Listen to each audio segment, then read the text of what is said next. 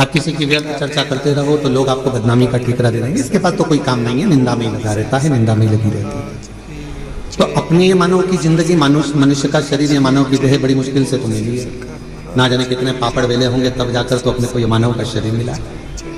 83,99,999 जीवन को निकालने के बाद, योनियां काटने के बाद ये मानव की देह में, और 84,00,000वें नंबर की अगर ये देह हमको और आपको प्राप्त हुई है और इसको भी हमने व्यर्थ चर्चा में निकाल दिया, तो फिर ये मानव शरीर भगवान क्यों देगा?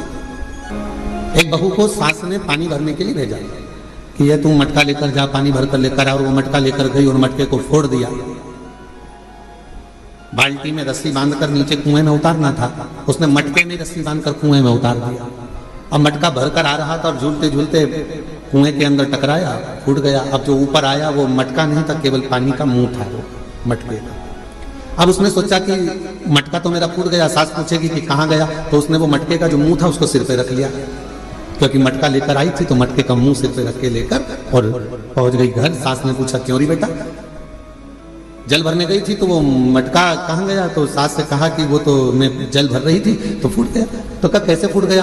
तो कहा तू तो पानी भरने गई थी। तो कहा मटके का मुंह बांधा, कुएं में उतारा, टकराया, फूट गया। सास ने कहा तूने बाल्टी को नहीं बांध कर नीचे डाला था? तो कहा मैंने सोचा डायरेक्ट एक ही को भर लेती हूँ, बार बार भरूंगी जाएगा, इससे अच्छा एक ही में भरा जाएगा। फूट गया। सास ने कहा चल अगली बार तू अच्छे से संभल के लेकर आना। दूसरी बार फिर भेजा उसको। आपकी बार लेकर चली थी तो लेते लेते जब पानी भरकर लेकर आ रही थी तो उसके सिर में चल गई खुजाल। अब सिर पे जो मटका रखा था तो उसने कहा ये मटके को पड़ोसन को दे दूं। पड़ोसन बड़ी वृद्ध थी, संभला नहीं, मटका नीचे गिर गया। टुकड़े टुकड़े लेकर वापिस आ गई। अब जब टुकड़े टुकड़े लेकर वापिस आई और टुकड़े टुकड़े लेकर जब वापिस पहुंची, फिर सास ने पूछा क्यों मटका कहाँ गया? वो तो ये टुकड़े टुकड़े हो गए, फूट गए। अब आपसे हम पूछें, छत्तीसगढ़ की जीजियां और जितने भी मेरे जीजा हुन बैठे हैं, जगह जगह से आए हुए जीजिए जीजा बेटे, आपसे हम पूछें कि ईमानदारी से बोलो, एक बार मटका तोड़ दिया, 2 बार तोड़ दिया, 3 बार तोड़ दिया, 4 बार तोड़ दिया, फिर 5वीं बार सास तुम्हें पानी भरने भेजेगी क्या?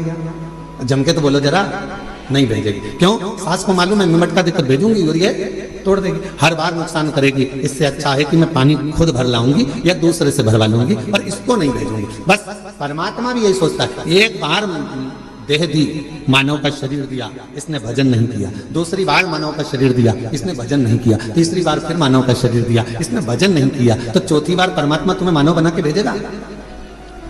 जब जब मनुष्य का शरीर पाया, दिन भर इधर की चर्चा, उधर की चर्चा, इधर की बात, उधर की बात, तो अगली बार भगवान ने सोच लिया कि इसको मानव बनाकर नहीं भेजना, मेंढक बनाकर भेज देना। जब व्यर्थ की ही चर्चा करता है, व्यर्थ की ही चर्चा में लगा रहता है, तो फिर इसको मानव का देह क्यों मिले? ये मानव का शरीर क्यों मिले? शिव महापुराण की कथा कहती है व्यर्थ खर्चा और व्यर्थ चर्चा। व्यर्थ खर्चा भी ऐसा ही होता है, फालतू का खर्चा कर रहे हो, यहाँ लगा रहे, वहां लगा रहे, वहां लगा रहे, अच्छी जगह नहीं लगा पाए तो फिर तो जीवन देख।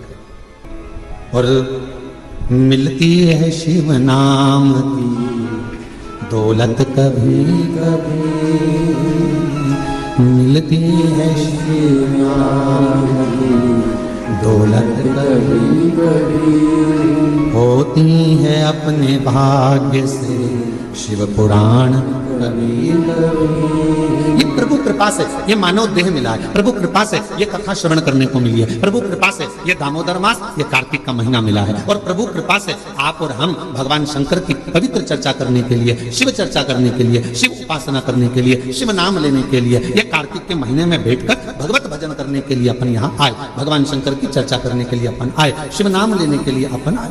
ये प्रभु कृपा से, ये भगवान की कृपा से।